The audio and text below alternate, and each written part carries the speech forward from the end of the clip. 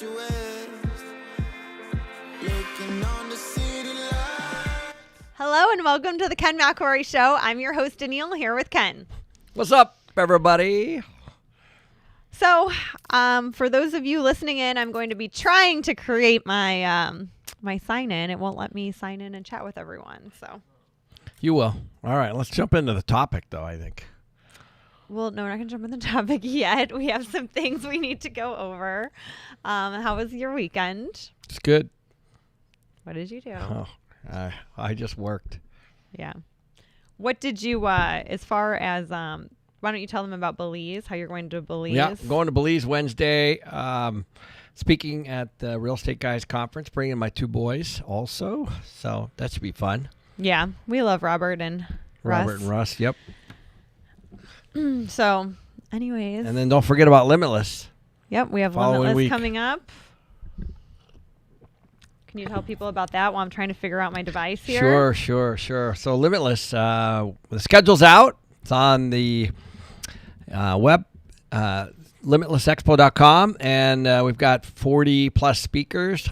It's going to be good. We've got mostly entrepreneurs, people that are trying to figure out what to do in this pending craziness, this recession. I think a lot of people are going to be really excited with Joseph Wang, who, as you guys know, he's was on the open markets desk at the Fed in New York. So he was one of the lever pullers on whether you buy bonds. And also we got Clay Akwinzi coming on. And Clay's the head of capital markets for Berkadia. If you guys don't know Berkadia is owned by Buffett. And Clay is going to give us a good perspective on where the capital flows are going across the country. Because I think this is really important. There's a lot going on behind the scenes, guys, with the lenders. As you know, with these banks are having problems. And, what cities they're deciding to invest in and what not to invest in. So based on, public policy. So like you can imagine, you would probably not want to do an office building deal in San Francisco right now, right? Because of all the things that are going on there. So there are some things happening with money flows. And so that's posed another challenge for the capital markets. So I can't wait to have Clay on. He's coming on today. Well, you're filming today. We're filming today. But it'll be released this week. It's going to be released this week. It's a timely topic. And we got John Rosenberg talking about the office building market. Yep. I had talked to him over the weekend. He has a very different perspective as to what's going to be going on there. So I think that's going to be an exciting one as well. So where's the money going and what's happening with real estate? What's the first domino to fall? Yep, absolutely. And it's definitely an interesting time that we're stepping into right now. So, we're hearing a lot of rumblings about, different syndicators having some issues on raising capital and also on, getting some financing on some fixed financing on their debt. There's a lot of capital calls happening right now all over the place. And there's some shifts on, the video we did Friday did pretty well, Jerry. That was a video that's talking about retail, industrial, office, multifamily, single family. There's a lot going on in the real estate space, specifically due to these inflation, the interest rates, work from home, and then just the migration patterns as people moved around. Things of, some areas are deflated and some areas are inflating. So that's what's happening with a lot of prices too. Yeah, absolutely. And make sure if you're listening to hit the like button. It always helps us out when we get people liking it. It makes YouTube promote us, which is what we want. And I think today's topic is going to be interesting. Those watching, make sure you ask questions. We'll try to get to some of your questions today. But the topic today is you'll own nothing and be happy, which is an attack on the middle class. So I think we all heard this from Klaus Schwab. Oh my gosh, Charles Schwab. There could not be more different. One's a financial advisor and one's a financial miser. I keep doing that. So that's funny. You know what's so funny? Klaus Schwab, he looks like a little like in a movie, like a made up movie, like it's unbelievable. Bad guy. If you go to their website, you'll see, what's the website again, Jerry? It's World Economic Forum. This is on their website, guys. It's like there's a whole agenda going on. Mm-hmm. And I'll tell you, you guys, I don't know if you're how well traveled you are, but as you travel around to different countries, especially ones that are getting older, or I should say getting older. The U.S. is quite young as compared to a lot of countries. In a lot of these old seasoned countries, let's just pick on Europe, there's a lot of people don't rent. There's a lot of people that don't own anything. They don't own cars. They don't own any real estate. And it's interesting because it feels like, in many ways, that the U.S. might be heading that way. Mm-hmm. So I think that's where a lot of this has come from. Yeah, and I think part of it is, own nothing and be happy. So in our culture, especially younger people right now, they don't really own anything. So if you look at like our grandparents, they owned everything. They owned their house, they owned their car, they wrote checks, and then, our generation was kind of this middle in between. But this younger generation, they put everything on a credit card. Everything's a payment plan. They rent and they even lease their cars, and they really don't own anything. Right. Well, you got to unpack a whole bunch of stuff that you just said there, by the way. I completely agree with you, but my parents grew up in a time where there was a gold, the dollar was backed by gold. Mm-hmm. As a kid, I remember gold, Fort Knox, right, and all that. So that got unpegged in the early 70s through the Bretton Woods Agreement. And all of a sudden, then if you take a look at, there's a really good website called, What Happened in 1971. Actually, that's the name of the website. Take a look at it. You'll see everything started to spike from that point. Everything started to go up from that point because the dollar was tied to something. And once that happened, then we were able to print dollars, basically devalue the dollar. So you just type in devaluation of the dollar, you'll see, because it's not actually tied to anything. And this is why the BRICS, Brazil, Russia, India, China, South Africa. This is why they're upset, because they think that our dollar is being weaponized, because the world's reserve currency is U.S. dollars. So I think that kind of underpins all of this. And as you guys start to hoard dollars, just real physical dollars. I'll tell you something crazy that happened to me today on the way to the gym. I was listening to the radio, just some mindless station, and somebody won $5 million locally in the lottery, right? So the two people were talking, the two, DJs. What would you rather do? Would you rather take $5 million, or would you rather take $250,000 over 20 years? And there was this whole thing. People are calling in and all this stuff. I was laughing my butt off because I was like, and by the way, everyone wanted the 250. They wanted the guarantee of 250 for 20 years. And I was thinking to myself, well, let me get this. If we're at 5% inflation, which we are, and we are at a high inflation for the next 20 years, that means that 250 is going to be, devalued to zero, right? I mean, not technically. Not to zero, but technically, you're going to need 500 to pay what 250 used to be able to pay based on inflation. So you have an inflationary component over 20 years using 5% at 20 years. I understand inflation might be lower. I understand it might be higher, but that's the way I was thinking. The other thing is I was like, well, why wouldn't you just take $5 million and put it in a 1 month treasury right now, which is over 5. So a 1 month treasury would produce $250,000 a year in cash, an investment over and your principal would never be reduced. So you'd have $5 million still, and you'd be making 5%. Well, they usually, with the lottery, they usually give you less if you take the lump sum. That's true, but that would be the case in either one. Yeah. So, but the point is, now all things being equal, not including tax, $5 million lump sum, $250 over 20 years, and I thought, man, that's how disconnected people are. They just don't understand that inflation is robbing you like a mugger. It's literally robbing you from your bank account. And, if you're on, that's why these, like my mom, you guys always jump on me about my mom. My mom's on a fixed income, okay? She's been on a fixed income for a long time because she's 90. So you can imagine how long she's been on a fixed income. Fixed means fixed. So what do you think things cost 30 years ago when it was still fixed?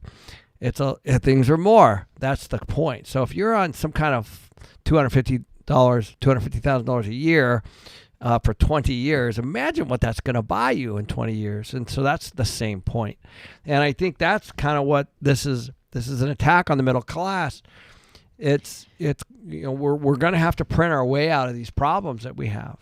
Right. Well, and not just inflation, but just the fact of like owning nothing, right? So, when I worked at my dad's retail, my dad had a sports store growing up, and I worked there, and it would have been 20 years ago. You were rich. You were one of the rich kids. I was one of the rich kids, but not really, but for my town.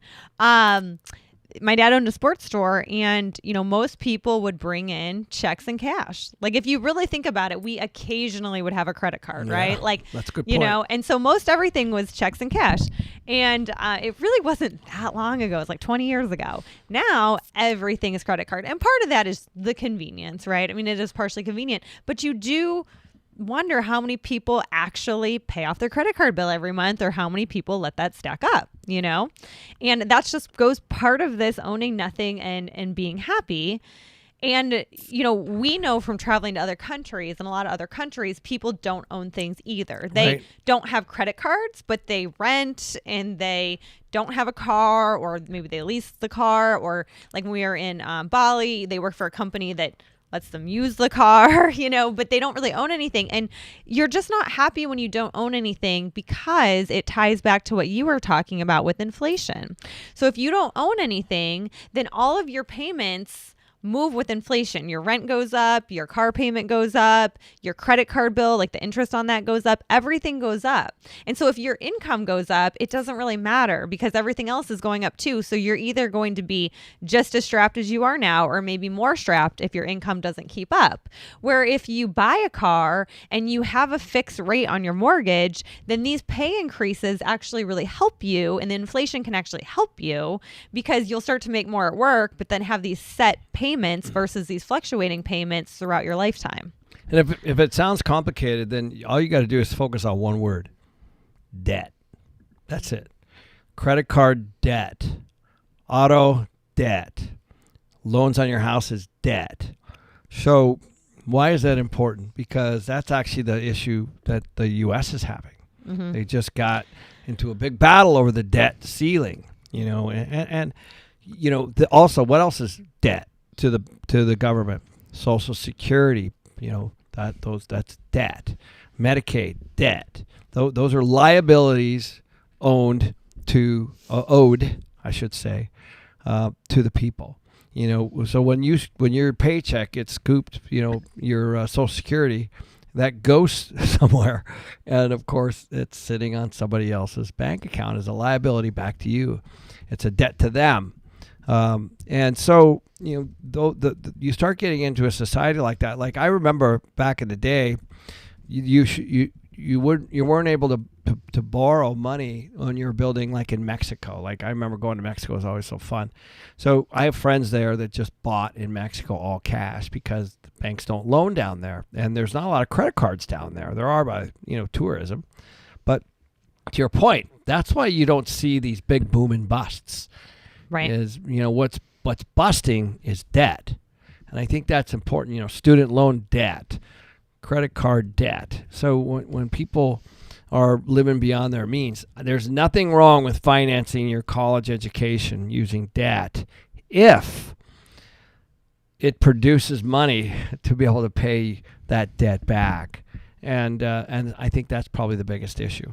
Yeah. And, the thing too is, we're teaching this group of people that you'll own nothing and be happy. But the truth of the matter is, owning real estate is the number one way to get to a different asset or different wealth class, than you're kind of born into. So, in a lot of countries, it's really hard to go from being poor to being wealthy. And it's because they don't own anything. So what do you do to go from poor to wealthy? Well, I guess you can try to educate yourself and work your way out of poverty, but that's really hard when you can't own anything. Where in the US, if you start collecting assets and even owning your own home, that can take you out of poverty straight into the middle class. And then from the middle class to the upper class, if you keep accumulating properties and getting rent money from tenants, like those are ways to make up for this class divide. And that's what makes the US so great, is you can go from having nothing to being wealthy. And in fact, we're going to have somebody in our podcast in the next couple of weeks that was homeless and literally has 105 units now. Right. So, you can't do that elsewhere because you don't own anything. Yeah. I think that, there's good debt and there's bad debt. So when, and I think you have to look at the difference between the two. So bad debt is when you buy something that depreciates in value, like a new car. So there's no question the minute you buy a brand new boat, a brand new car, or a TV, that has depreciated. You're not going to get what you got out of that generally if you try to sell that thing. So if you're financing that, and it's worth less, which is exactly what's happening to this commercial office buildings. So debt can get you into big trouble. And then there's debt that could be used as an advantage. So as I say to everybody, if you have a 2 to 3% loan right now on a single family house or a multifamily building or a commercial office building, you're in pretty darn good shape. Maybe not on office because of the occupancy and work from home stuff, but you get the point. At least you don't have to be subject to these 6 and 7% rates that we're starting to see. So, so again, debt can be used as an incredible tool if done correctly. Because if you're at 3% loan, let's say, and if inflation is at 5%, you're actually beating inflation. So, I just think that it's just not taught. Right. So it goes back to that lottery thing. It's such a simple example. But if you're taking 250, it might seem like 250 today, and it is at 5% inflation. But just after 20 years, you've got 100% inflation. So what was today's at 250 is 20 years from now is $500,000. So. And, so as long as you can take that money and invest it at higher than inflation, you're going to be in a good position. And in those other countries, like if you look at Venezuela or Mexico or whatever, in our lifetime, we've watched some of these dollars, their pesos collapse or whatever their currency is, and this rapid inflation. The people that hold hard assets are the winners, the hard assets. So, so that's where your head needs to be. And that's really the purpose of this channel is to get yourself into hard assets. The thing about real estate is it gives you passive income in the form of rent, but it also gives you tax benefits no matter where you are in the world. Well, and somebody on here, I can't find the comment, was saying exactly, if you start to make more money, like with inflation, you also pay more taxes because it moves your tax bracket. Even if that same, 75 grand is buying you less, as buying you what, 60 grand bought you a couple years ago, doesn't matter. You're paying higher taxes on it. And then like you were saying with the debt, you can actually offset some of that tax burden too. Well, think about with real estate, there's multiple things that are going on at once. First of all is if you borrow at 3%, you've hedged inflation. 2, your tenants are paying off your mortgage for you. 3, they're paying rent, which is also giving you passive income. 4, you actually can offset all of that passive income with tax in the form of depreciation. So there's a lot of reasons that you should be doing this, because now you're hedging inflation moving forward, because as inflation hits, let's say, and it's hitting, the cost of lumber, the cost of roof tile, the cost of a house, the cost of all that stuff is going to go up as well.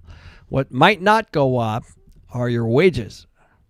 And that's, it really kind of gets back to the you'll own nothing and be happy. The real issue is that the middle class, they're almost gone. When I was growing up, my dad worked and my mom could be a stay-at-home. Mm-hmm. Then all of a sudden, you needed 2 people to support that household, and now you need 2 people to do multiple things. And now you need lots of side hustles just to keep up. So this is all happening right before our eyes. So it's harder and harder and harder to stay on top of this. And it's tough to watch, to be honest. These kids, they rack up all this debt, and it's just because they don't understand it. Well, and they're just grown. It's not even that they don't understand it. I mean, on top of college being, a complete ripoff, in my opinion, they sell you credit cards there. They get kids into debt and be okay being in debt, when they take those student loans and take those credit cards. And it's very hard to dig out from. And I think... What happened to you? Yeah, I got in about $9,000 in credit card debt, but that was actually not in college. That was when I was a school teacher. But I actually made more money bartending in college than I made as a school teacher. That's a whole nother story. The whole nother thing. But so her degree paid less than bartending. Yeah, exactly.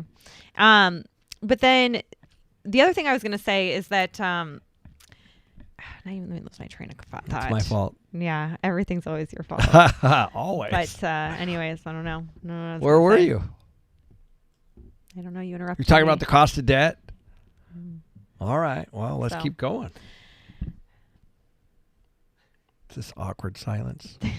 So Daniel said, imagine taking 30% of everyone's money and still being $31 trillion worth of debt. Can you imagine that? I haven't looked. I don't want to look. But if you take a look, guys, at how much money we need to pay for what we have to pay for, it's scary. Like, you could not run your home that way. Yeah, they're not making budget cuts, that's for sure. So even with inflation, and I do remember what I was going to say. I basically was going to say, I think that part of the reason the government is telling people you'll own nothing and be happy, and they're kind of going with this, is because they realize with the way things are going, most people aren't going to be able to own things. So they're trying to put a positive spin on it.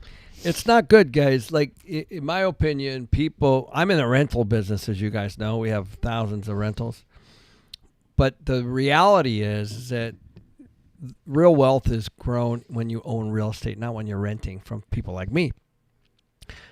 So a balanced housing policy is what's needed. People need to get into single-family homes because they pay down their mortgage. In most cases, most people's wealth are in their home. Mm-hmm. Okay. So if that's the case, why don't more people do it? Because it just blows my mind. It's almost like people don't realize that when they retire, the home equity, if not being the most, it's one of the most, the biggest pieces of their wealth. Yeah, and it's just slow and methodical over time. If you take a look at the home that you grew up in, the first home that you owned, whatever it might be, it's definitely worth less, if it was some time ago.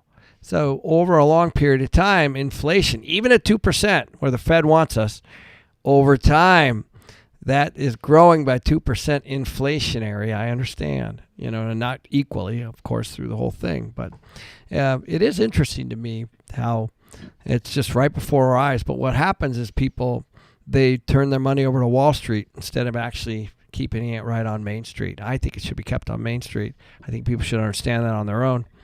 And and I've seen lots of people do it on teacher salaries, as an example, where they buy a rental every 4 or 5 years, and by the time they retire, they've got 4 or 5 or 6 of them, and they're paid off. The tenants pay them off, and now they're sitting with this nice retirement. My sister did that, right? She was in an accounting department at a medical clinic in Everett, Washington, and what does she have, 25 or something? Yep. You can do it. I'm telling you, you can do it. Just you gotta be patient. You can't do one a year, maybe, because you might not save that much, but you get the point. Well, and that's what Arturo said. He said that's what my dad did right now at 67. He's counting on the equity that he got from selling his house, basically. And he bought another house that's less, but the difference in equity is what he's counting on for part of his retirement. And so I was faced with that with my mom. Yeah. So my mom, we had to. She broke her hip during COVID, of all things, in 3 places. And so obviously dancing around all of those things. And then we had to have some care for her. So we had to put her in this active senior home with lots of people. And I was a little against it, to be honest, because it was a home I grew up in. But my brother and sister convinced me that it was the best thing for her. And it was true. It was, because there's all these people there and food, and she's eating better and she's enjoying it, all that. The point is, we rented her house, and it covers the whole cost of where she is. And she can always go back if she wants. Right.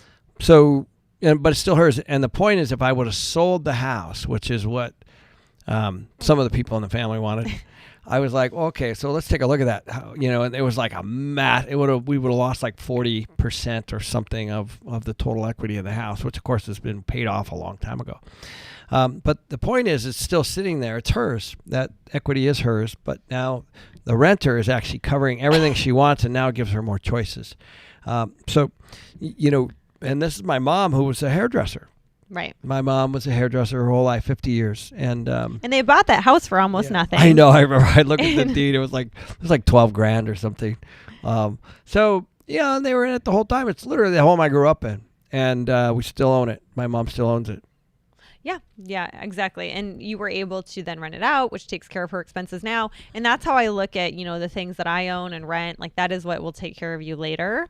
And so many people, they're afraid to be a landlord, or they're afraid to buy a home because they want the flexibility. But truthfully, like, even if you buy a home and you live in it and then you want to move to a different state, you can still rent it out. You know what I mean? And so you can still own it. It doesn't mean you have to be tied there. Well, remember when you were going to do that, you were going to sell. A lot of people sell one home to have the money for the second home.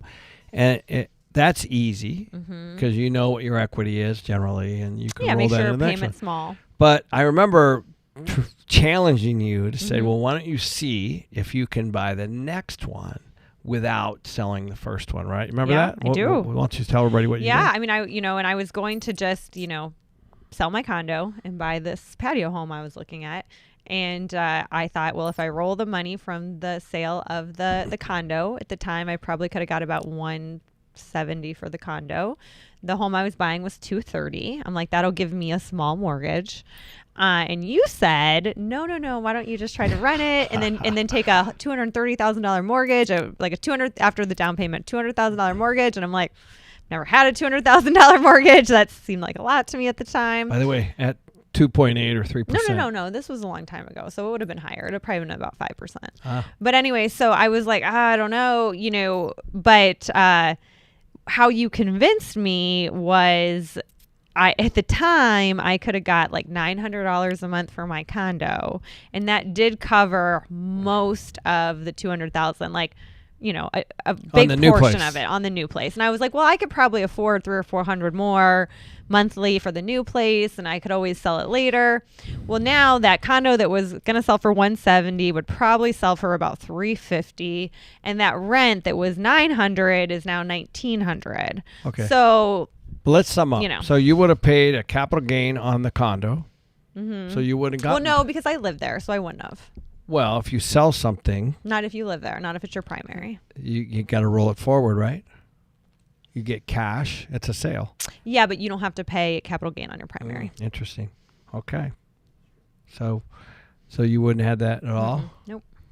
Okay. Well, and so it went up 170,000 plus another 1,000 per month. I probably went up about $200,000 plus another 1,000 a month. The current tenant paid for your new house. Yeah.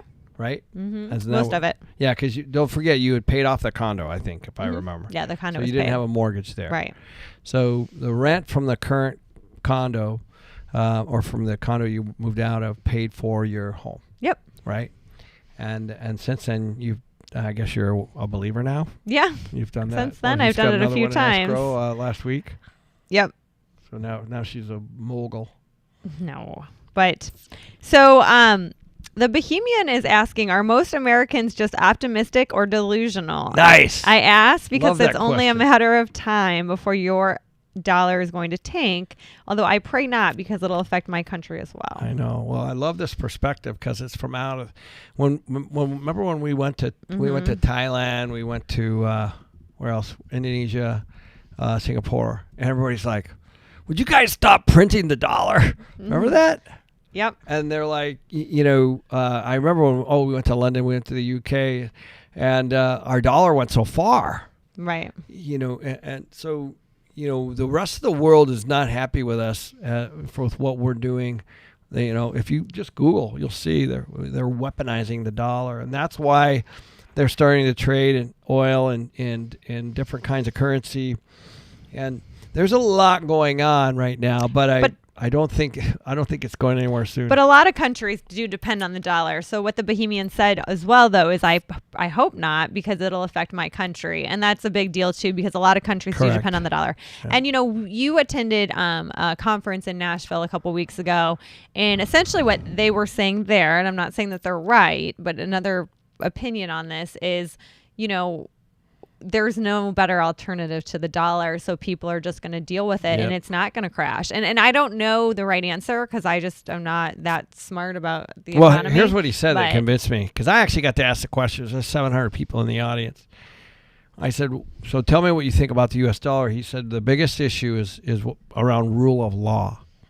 Most of the other countries, like, nobody really trusts the ruble. Nobody really trusts yuan.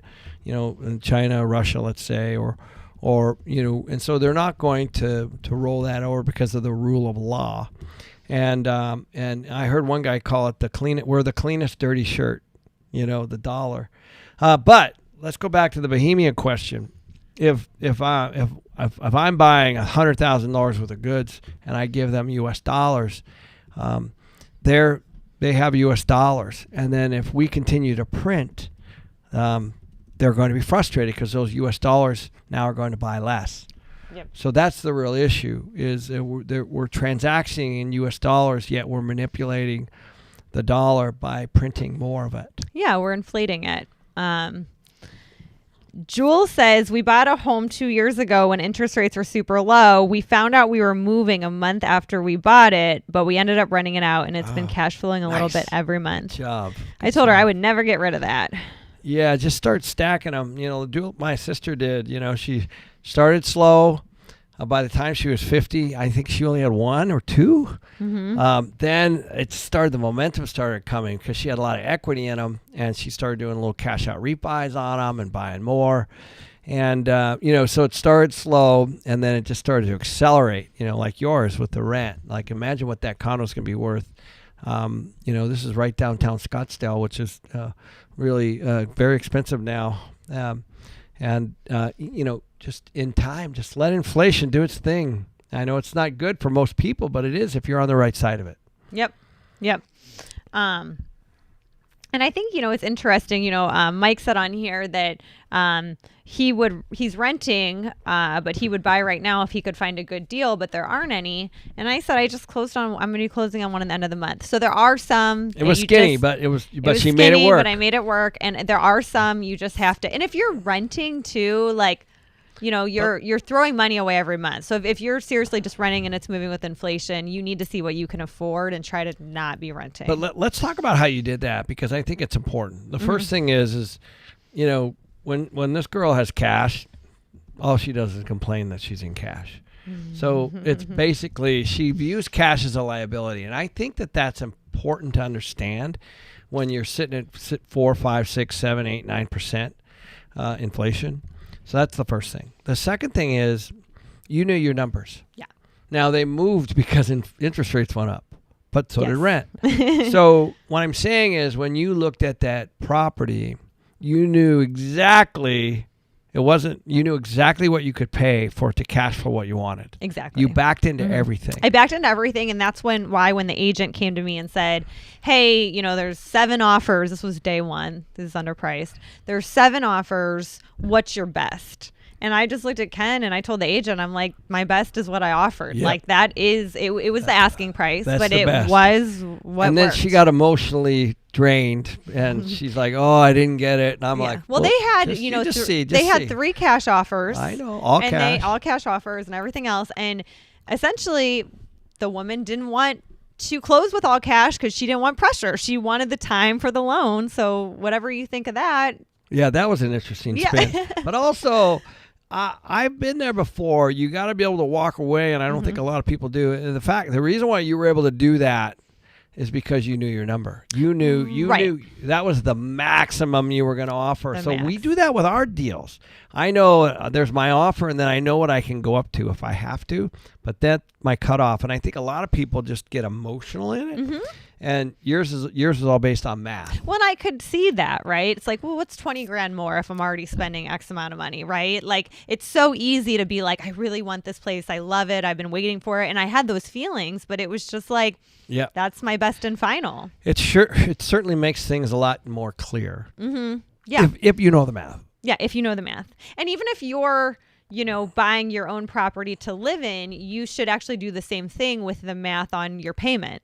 So if you know you can only afford a $2,500 payment, you should know your max. Because I think you're going to have a lot of buyer regret in this next phase, and you're probably already having it. People that waived inspections, people that overpaid, people that were in bidding wars and they just threw out numbers and they got it because they might not be able to afford the payment, or it might not cash flow if it's a rental. So I think whether you're buying for yourself or buying as a rental, you need to know your max. You just need to know what it is and you need to know you won't go over it, because it'll make it so much easier to just walk away.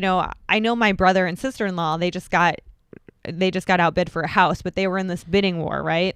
And I think that they weren't prepared for it, and they were just throwing out numbers, and they ended up not getting it. But I think that they never actually sat down before and had a number in mind before of this is my maximum. And I think that, when people do that, it's such a quick, exciting process, right? But then you overpay and you might not be able to afford that. And I think there's just a lot going on. That's a good point. The other thing is I think that, if you're playing the long game, it's really not a big deal. So I bought in 2005 in Austin, Texas, and 2 years later, the property was worth less. So, okay. So now I have a property that's worth less, but you know why it didn't bother me? Because I wasn't selling. I wasn't trying to cash out, refi, or do anything like that. So my renters, it was 230 units. My renters were covering me. So the value was less for sure. But my rent, because it cash flowed, was paying all the expenses and then some. And so I just waited. I just waited it out. So if you have a long-term approach on whatever it is, like if you're buying, I always say this with people with their personal residence too. I always say just buy it. Be where you want to be. As long as you can afford it. Yeah, of course, right. Yeah. And hopefully, you've considered that. But just be where you want to be, and then, just play the long game. Like the house we're in, I built 15 years ago. It's worth a lot more, but it was my home. It's the home, and that was 2008, so that was when everything was overpriced to Yeah, and it's been a great house, and I'm like, hey, it's been awesome. So the point is just you're playing the long game. It doesn't matter, right? Yep. It's now I look at it, I'm like, my mortgage is so cheap. Well, yeah, you got that. It's like 2.8%, I think. Yeah. So I was like, and yes, I have a mortgage on there because. It's the only thing I actually have a mortgage on, believe it or not. I pay cash for almost everything, but it's because it's at 2.8. Why would I pay that off? It's free money. Logan from YouTube says, that's why auctions are dangerous. Pride comes in. And I do feel like when you start bidding for these houses, it is like an auction. You're in the heat of it. You're so excited. You just, you get crushed if you don't get it. Those kind of emotions and pride and everything else. And so that is why you really need to have that in mind, Yeah, that's a good point. Taylor brings up, Taylor, I'm going to get your question in a minute, but first let's hop over to our questions of the week from kensinnercircle.com. Jerry, you going to put that up there? Thank you, by the way. Yeah, our members have great questions. So our first question comes from Albin. Albin wants to know, can I buy real estate if I have no ordinary income, like a job where I'm working for money? Well, I've met some pretty creative mortgage guys. And we have a creative guy. We have a guy, Mo, he was telling me this story the other day. No, don't. Oh, it's a crazy story where you know there are some ways to be creative, to be able to show income Legally creative. Yeah. Oh, of course. Yeah. No, Yeah. But you don't necessarily have to have that pay stub. I think that check the box thing is what everybody wants. But it's hard for like a small business that just takes distributions. Yeah. And Or even one that's like newer, Yeah. or maybe you don't have a consistent income. Maybe you make a lot Yeah. here and a little bit there. And So somebody who, like loan officers, a lot of times, especially at a bank, all they understand is like a paycheck. yeah. And so if you don't have that, like if you're a small business owner and you just scoop some money out here and there, and you're scrapping it and you're trying to grow a business or something, and that's what you live on, it's hard for them to wrap their head around. And that's what I'm saying. So, you got to get somebody who's creative and understands that you do have sources of money coming in. They're unconventional, I guess, but they're really not. They're conventional, but they're unconventional in the mortgage world. Yeah. I mean, you don't want to go to a bank. You're going to need to have to find like an independent mortgage broker that's really good and really creative, but you do need to show some income. You can't just like have no income and you're just like randomly depositing money. Correct. And you don't know where it's coming from. Like, they question everything. Like if you have money come in over the last 3 months, like a big chunk of money, they want to know where it's from. They want to trace it. Like Yeah, that's fair. So you do need that. So William from the Inner Circle wants to know, what are the best tactics for figuring out appraisals? I'm just getting started and I want to buy foreclosures and sheriff sales, but I'm having trouble figuring out how to evaluate what they are worth. So appraisals, in my opinion, are not the way to go. Worthless. Yeah, they're not worthless, but you typically need an appraisal to justify a value after you have something or when you're buying something. Right. So they're used a lot in the commercial space. As an example, we have a 330 unit property under construction right now.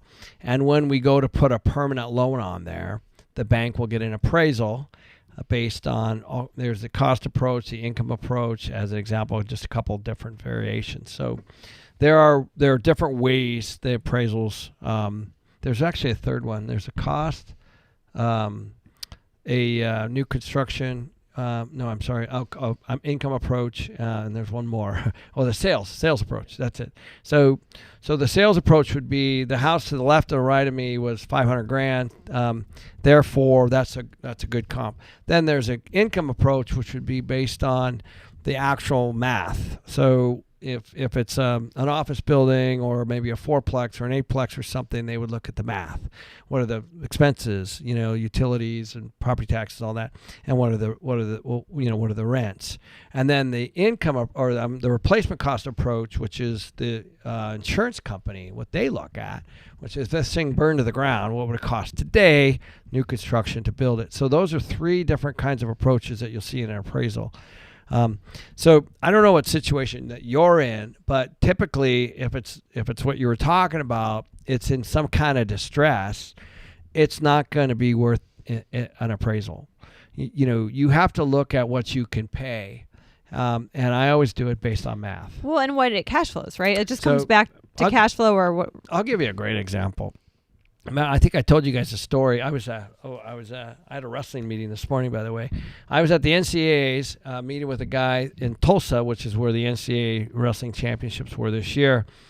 And there's a beautiful building there in Tulsa that I met the owner of, and he's a wrestling fan. And I'm like, and he's like, this is a great story. He knew I was in real estate, and we had him on, actually, by the way, John Snyder. And he was on a podcast, so check this out. He said, I got this building for $1. Okay, Mm-hmm. All right. Now, it's like a 50-story building, and he bought it for $1. Okay, so now, do you think an appraisal would have come in more than that? Probably. The point is, what he really stepped into was a liability. He stepped into the property tax situation. He stepped into the insurance situation. He stepped into what kind of capital needs were required what kind of fire issues and fire code issues, all these things, and building codes and fire codes. So it's not that the building's worth something, because it might be negative, So that's why when you're looking at distress, it's exactly like, people are talking about converting these office buildings into residential because office buildings are probably the first domino to drop, in my opinion. And I'm like, well, okay, but what's that going to cost you? So yes, even if you get the building for free, is it really worth it? If you get it for $1, is it really worth it? In John's case, he made it worth it. And he turned that thing around, and what a success story that was. But the point is we're getting back to the appraisal. Mm-hmm. Yeah. You have to wonder if it's, you got to understand your numbers and where you can make your money. Right. Michael said, I lost 2 properties to a fire over the weekend. Oh, wow. We weren't at fault. Our insurance company believes it was a complete loss. Our coverage limits are much higher than the value of the homes. Now, I am receiving calls from public adjusters asking to represent me to ensure the insurance company pays the limit. When do you recommend working with public insurance adjusters? Yeah, I've done this. So for those of you who might not know, first of all, be careful with that. So we've had good experiences and bad. So I don't know particularly. So what this is, guys, as you know, when you have a loss like this, your insurance company, just like, your car, they're like, take it to this auto repair place or take it to that auto repair place. And they're going to use aftermarket parts, sometimes even used parts. Same thing with a total loss. So you're going to be in a battle with the insurance company on coverages and with the adjuster. And the adjuster's job is to pay as little as possible. That's the bottom line. So, you may or may not need a public adjuster. And typically they're going to be paid on a percentage. Sometimes they can get in the way. I would wait at this point and let your insurance company know that you perhaps might be engaging in a public adjuster. I would definitely interview them. But really what they're going to do is they're going to dig deep into that policy. That's what a public adjuster does. And in the cases for us, they were attorneys, so they did understand, but they also complicated the process a little bit. It turned into a battle, which took a lot longer. The big things are this.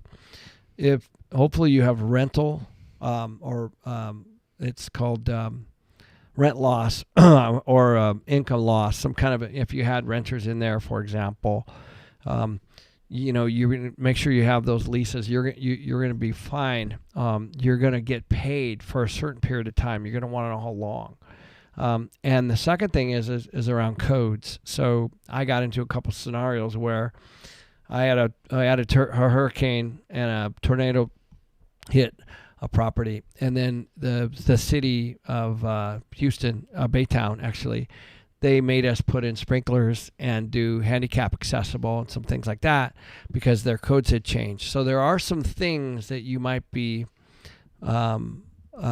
tackling that are going to be gray areas inside of the policy. So you don't necessarily need a public adjuster, but you probably need somebody who can understand the policy. So basically, see what the insurance company offers. If you're not happy with it and you feel like you can't battle it out, then hire the public adjuster. Yeah, and make sure you get a very detailed breakdown of what the adjuster thinks. Because I've had a situation once was a fire on a property, and the plumbing melted and went into the ground. So they had to dig like a foot or two down and replace the foundations. And so there's all these little things that you don't think about that could potentially, you just don't want to be out of pocket for anything. That's right. The bottom line. Yep. You got to keep it buttoned up. That's a good question. It's good you're overly insured, though. A lot of people are underly insured. We talk about that. So it's good that, your policies were up to par. I want to get to YouTube here. If you're listening, please hit the like button. Really helps us out. Like to get to 150 likes. We're at 112 right now. All right. Taylor is asking, Robert Kiyosaki talks about getting 4 greenhouses and trading them for a red hotel in monopoly terms. When do you know when it's time to cash out to invest in bigger projects? Well, so I've been around Robert enough to know I used to say that, and then he changed to 4 greenhouses, 1031 into a red hotel. So the 1031 is a tax code that allows you to roll your equity forward without paying tax into the hotel. Then what you would want to do is you would want to do a cash out refi. So, so typically just know that if you sell, you're going to pay capital gains. Because if you do a new loan on something, it's not taxable because it's not a sale. So typically the IRS wants their pound of flesh when you sell something like a business or a bunch of real estate. And so there are ways to roll that forward and then just do a cash out refi. But right now it's going to be hard because the interest rates are high. But you kind of dodged the question a little bit. Okay, what is it? When do you know it's the right time? Oh, well, it's time when the place is full. It's running at its maximum efficiency, and the rates are at a rate that you can pull cash out. So there's two things going on right now. Well, I don't think she meant on the cash out part. I think she just meant like, when is it, like, say I had 4 single family homes. When's it time to go buy a multifamily, like sell those and buy a multifamily unit? Oh, well, so you are taking 4 different things that are probably diverse, 4 locations, 4 different tenants, 4, whatever, and rolling it into one. So there's risk with rolling 4 things that are diverse into one, but it's also easier to manage, if you know how. So for me, I'm always trying to upgrade. I'm always trying to, in Danille's case, if you can harvest the debt tax-free from what you own already and roll it into something more, that is the model. The model is to grow the value of something, harvest it, and move it into something else. You don't have to sell one necessarily either. So you could also refinance the 4, keep them, and then still buy the hotel, and now you got 5. So it's just a matter. It's all math based. Yeah, and you have to be really careful too. If you have 4 assets that are cash flowing, that's a good thing. It is. If you run them all into one asset that potentially maybe doesn't do as well as you think it's going to do, there is a risk to that. That's right. And especially if it is a hotel and you don't know how to run a hotel like me, like I bought a hotel. I did this. I actually 1031 from an apartment building into a hotel. It was a 69 unit apartment building that was kind of small, was hard to run, harder, I should say. It takes 2.5 people, and that half person was hard to find to run. And so I rolled it forward into a resort that I own today. And then now I had to learn that. How does food service work? How does, all the individual things that it takes to run something like that. And, it was a learning curve. So, you have to be prepared for that. It's a very different business than jamming a tenant into one house, running a hotel. Got it. So Johnny is asking you, when do you know enough is enough with your syndication business? If you're already cash, it's a good question. You don't need any more money, but you're just kind of addicted to the game. When's enough enough? Well, here's the thing. Like, you can call it quits at any time. I could have done that 20 years ago, but I find that it's fun. Like when real estate values crashed in 7, 8, 9, let's say, and all of a sudden you have now all this knowledge, and you have assets, and you have investors, and you're buying these properties at 40, 30, 40, 50% on the dollar, which is exactly what I was doing.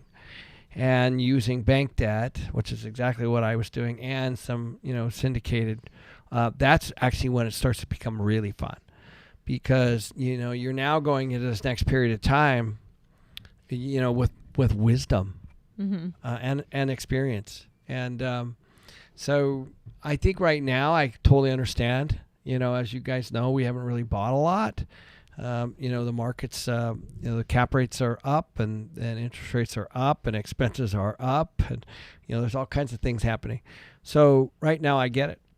It looks like there's a tremendous amount of risk moving forward, especially because people can put money into a 1-month CD at over 5%, or they can give it to you in a form of a preferred return, which means your property has to produce at least that. So that's risk.